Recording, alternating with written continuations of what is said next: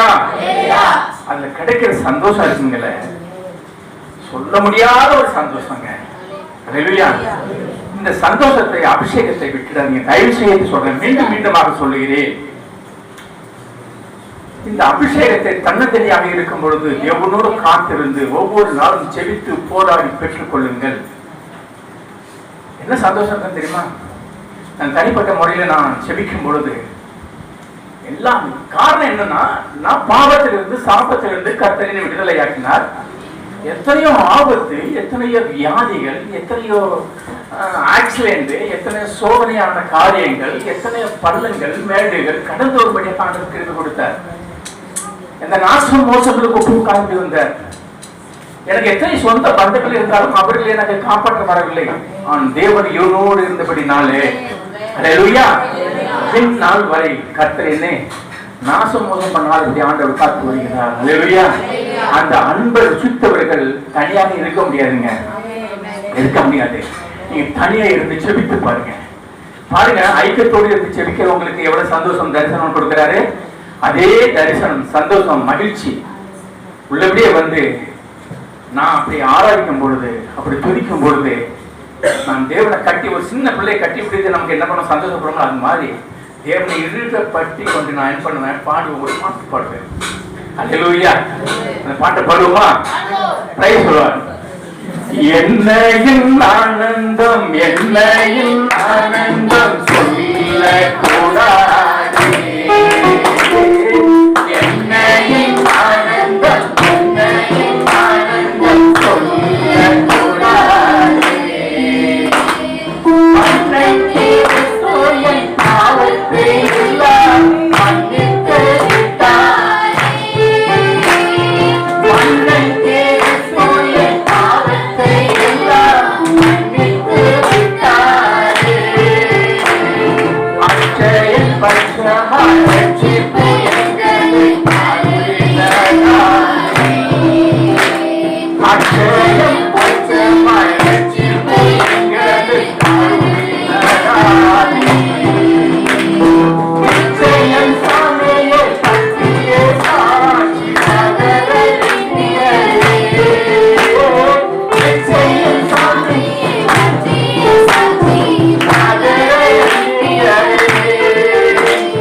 என்னையும் ஆனந்தம், என்னையும் ஆனந்தம் சொல்ல கூடாது, என்னையும் ஆனந்தம், என்னையும் ஆனந்தம் சொல்ல கூடாது. மன்னித்து சொல்லும் பாவத்தை எல்லாம் மன்னித்து விட்டாயே, மன்னித்து சொல்லும் பாவத்தை எல்லாம் மன்னித்து விட்டாயே. பாவங்கள், சாபங்கள், கோபங்கள் எல்லாம் அழியவிட்டாயே, பாவங்கள், சாபங்கள், கோபங்கள் எல்லாம் அழியவிட்டாயே. உள்ளத்தில் வந்து தங்கியே விட்டாயே, உள்ளத்தில் வந்து தங்கியே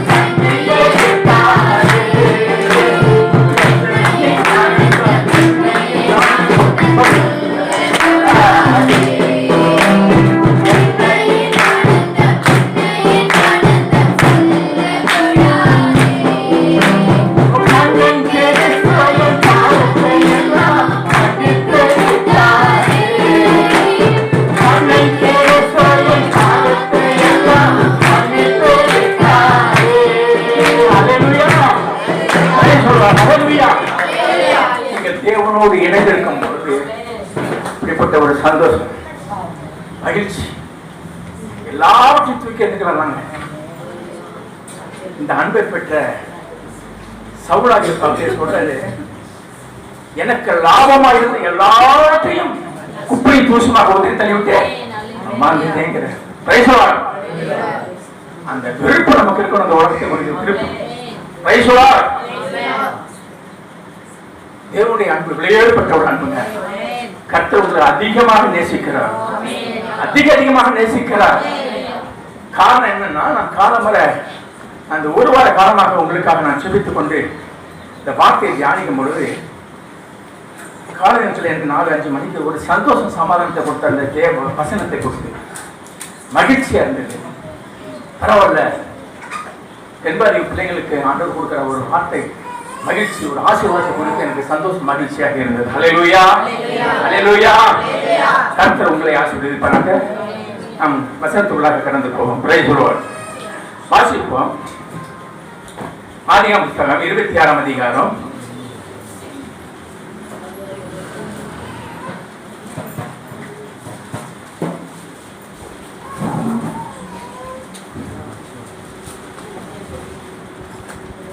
12ஆம் வசனம்.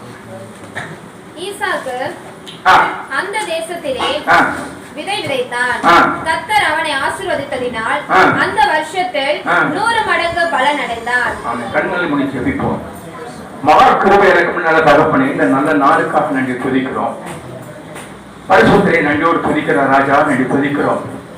வானத்துக்கு பூமிக்கு சகல அதிகாரம் படைத்த நல்ல தகப்பனை நன்றியோடு துதிக்கிறோம். சோத்திரம் ஆண்டவரே, உடைய விலையேறப்பட்ட இரத்தத்தினால் மீட்கப்பட்ட இந்த பிள்ளைகளுக்காக நான் ஜெபிக்கிறேன் ராஜா. இந்த நாளை அழைத்து வந்து ராஜா உங்களுடைய பிள்ளைகளுக்கு தரிசனத்தை கொடுத்து ஆண்டவரே நன்றி துதிக்கிற ராஜா. அந்நிய பாஷை கொடுத்து, தரிசனங்களை கொடுத்து, வரங்களை கொடுத்து, அபிஷேகத்தை கொடுத்து, மீட்பை கொடுத்து ஆண்டவரே அளவில்லாத சந்தோஷத்தை மகிழ்ச்சி கொடுத்ததற்காக நன்றி துதிக்கிறோம். சோத்திரம் இப்பொழுது இந்த பிள்ளைகளை பார்த்து உடைய ஆணிப்பட்ட கருத்தில் ஒப்புவிட்டு நான் ஜெபிக்கிறேன். உடைய வசனம் மூலமாக நீ பேசுவோம். அவர்களை சீர்படுத்தி, பக்குவப்படுத்தி, உருவாக்கி உடைய வார்த்தைகளை விதைத்து வரக்கூடிய நாட்களை 30, 60, 100 பலன் கொடுக்க ராஜா உதவி செய்யும். ஆண்டவரே நன்றி துதிக்கிறோம். வாலிப பிள்ளைகளை சகோதரிகளை எடுத்து வளர்ந்தாக பயன்படுத்துவீராக. ஆண்டவரே நன்றி துதிக்கிறோம். உடைய ராஜ்யத்தை எடுத்து கட்டும்படியாக காலைக்கு யோசுவாவை நீ திறந்து கொண்டு போல இந்த நாட்களில் இருக்கிற வாலிப பிள்ளைகளை எடுத்து நீ கட்டாமல் ராஜ்யத்தை கட்டுவீராக. உடைய வார்த்தையை கொண்டு கத்தாவே நன்றி துதிக்கிறோம். அர்த்தீபரமாக நிலைநிறுத்தி அவர்களை உருவாக்கும்படியாக சொல்லிக்கிறேன்பா.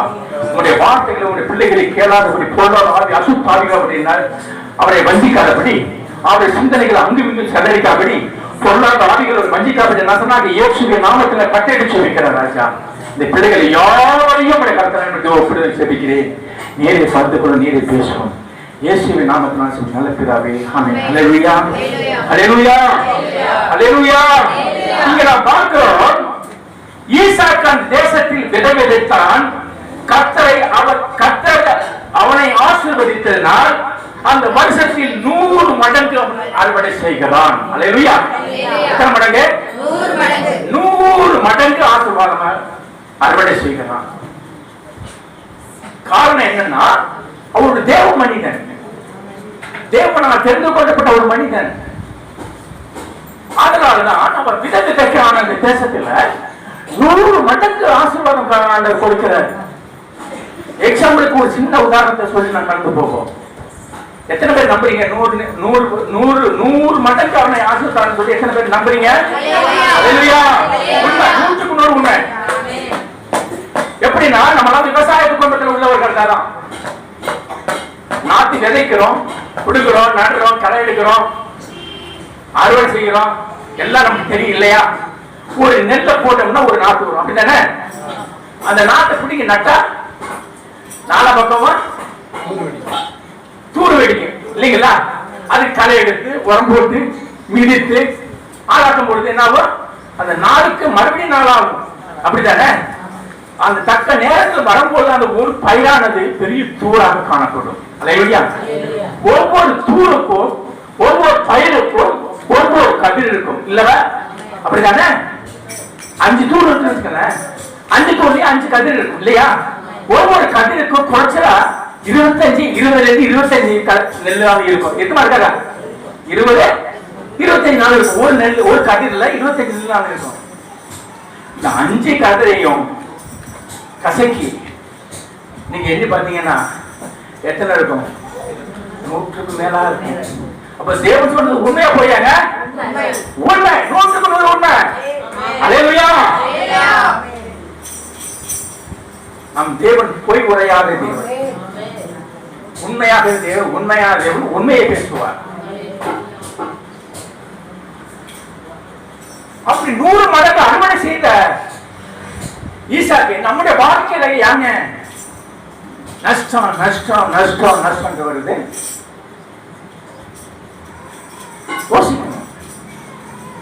சிந்திக்கணும். அந்த அதிகாரத்தை பின்னால் படிச்சு பாத்தீங்கன்னா ஒரு பட்டியலே இருக்கு.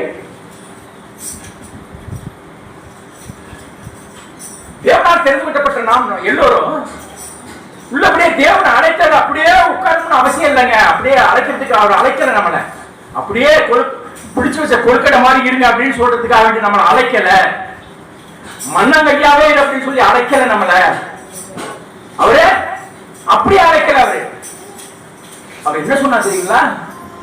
உங்களை வாழாக்காமல் தலையாக்குவேன், கீழாக்காமல் மேலாக்குவேன் சொன்னாரு. நீங்கள் உயர்ந்த பட்டணத்தில் என்ன பண்ணுங்க, மலையில உயர்ந்த பட்டணமா இருக்கிறீங்க. இந்த பட்டணங்கள் மறைக்கப்படலாம் ஆகாது அப்படின்னு சொல்லி ஆண்டவர் கொடுத்தார். நீங்களா உயர்ந்த இடத்துல உங்களை வைப்பேன், நீங்க உலகத்துக்கு வெளிச்சமாக இருக்க வைப்பேன், உங்கள் உலகத்துக்கு உப்பாக வைத்திருக்கிறேன் அப்படின்னு சொன்னார் இல்லையா? அல்லேலூயா. பஞ்சை நம்மளை எடை போடலைங்க. பஞ்சை ஆன காரியங்கள் நம்மளா எடை போடவே இல்லை. ஆபிரகாம் ஆசீர்வதித்தான். ஆபிரகாம் தேவன் அழைக்கும் பொழுது பரதேசியாக சஞ்சரித்தான். கடைசியில தேவனை தரிசிக்கும் பொழுது அவன் சீமனாக எண்ணப்பட்டான். அல்லேலூயா. ஈசாக்கு பரதேசியாக சஞ்சரித்தான். எகிப்து தேசத்திலே அவன் சீமனாக எண்ணப்பட்டான். அல்லேலூயா. தேவனுக்குள்ள ஒரு பெரிய ஒரு காரியங்கள் என்ன தெரியுமா? பரதேசியாக இருக்கிறவனை ஐஸ்வரன் ஆக்குவார். ஐஸ்வரனா உள்ளவனே எல்லாத்தையும் வச்சுட்டு தடுக்கிறதுக்காக வருவான். அதான் அப்பதான் சவுல் சொன்னாரு. என்ன சொன்னாரு? சவுல் வந்து யார் தெரியுமா? ஒரு ராணுவ அதிகாரியா இருந்தான், தளபதி.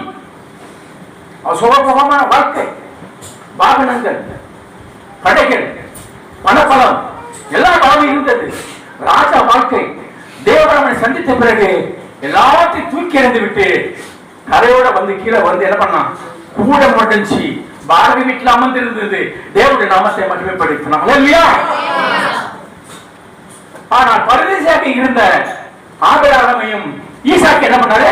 சீமனாக மாற்றினார். அல்லேலூயா. அல்லேலூயா. நாமெல்லாம் யாருங்க? ஏதோ பிள்ளைங்க. சாபத்தில் இருந்தோம், பாவத்தில் இருந்தோம், தர்க்கத்தில் இருந்தோம். கர்த்தர் அதே நிலையில தான் வைக்கணும், நம்மளை அழைக்கவில்லை. அல்லேலூயா. அல்லேலூயா. அதான் சொல்றாரு, உங்களை நான் வாழாக்காமல் தலையாக்குவேன், உங்களை கீழாக்காமல் மேலாக்குவேன், உங்களை உலகத்துக்கு நட்சத்திரமாக வைக்கிறேன், வெளியே வெளிச்சமாக வைக்கிறேன், உங்களுக்கு உலகத்துக்கு உப்பாக வைக்கிறேன்.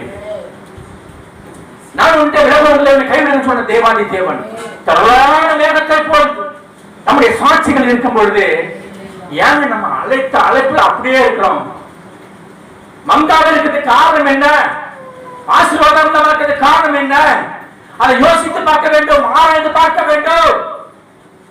வாசிப்போம். ரோமர் நிருபம் 1ஆம் அதிகாரம் 28ஆம் வசனத்தை வாசிப்போம். பிரைஸ் சொல்வார். பிரைஸ் சொல்வார். ரோமர் 1:28.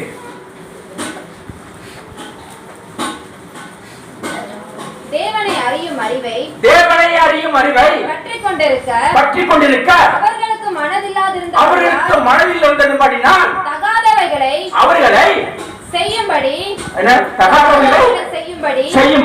தேவன் அவர்களை கேடான சிந்தைக்கு ஒப்புக் கொடுத்தார். அல்லேலூயா. என்ன பார்க்கிறோம்? தேவன் அழைக்கப்பட்டவர் யாவரும் தேவனை அறியக்கூடிய அறிவு இருக்கா என்று ஆராய்ந்து பார்க்க வேண்டும். ஒவ்வொரு நாளும் தேவன் எப்படிப்பட்டவர் ஆராய்ந்து பார்க்க வேண்டும். நமக்கு எதற்காக அழைத்தார் ஆராய்ந்து பார்க்க வேண்டும். தேவனுடைய சிந்தனை இருக்கிறதா? தேவனுடைய வார்த்தை இருக்கிறதா?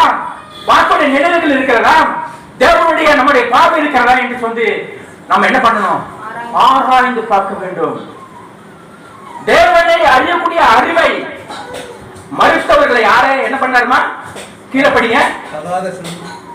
அவர் தகாதவர்களுக்கு சிந்தனைக்கு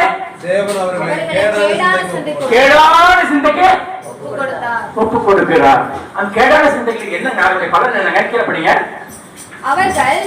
அவர்கள் சகலவித அநியாயத்தினாலும் வேசித்தனத்தினாலும் துரோகத்தினாலும் பொருளாசையினாலும் குரோதத்தினாலும் நிறையப்பட்டு பொறாமையினாலும் கொலையினாலும் வாக்குவாதத்தினாலும் வஞ்சகத்தினாலும் வன்மத்தினாலும் நிறைந்த